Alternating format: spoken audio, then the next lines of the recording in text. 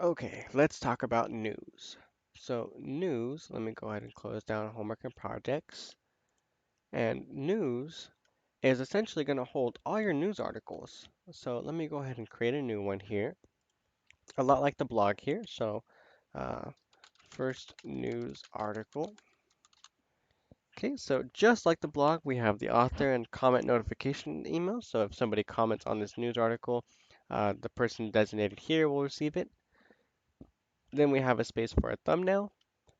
We also have publishing times if this is going to be published at a later date. Let's not worry about social networking.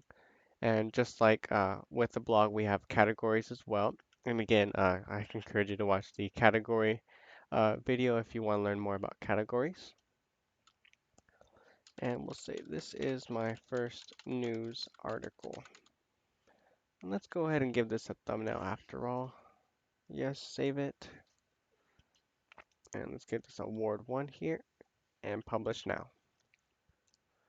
So here's that news article. And you'll see we have this read more there.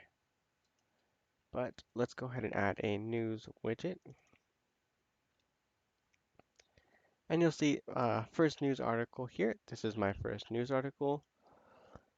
And there's different ways we can configure this. I personally like card display. And you'll see first news article and then view all news. Kind of displayed in cards here. Let's go ahead and hide the posted date, author link, footer links. We can enable commenting.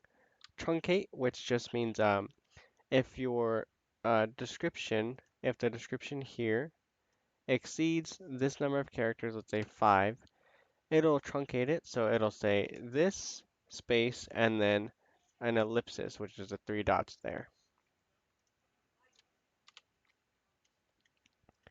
Okay, but that's essentially how the news widget and module work in tandem.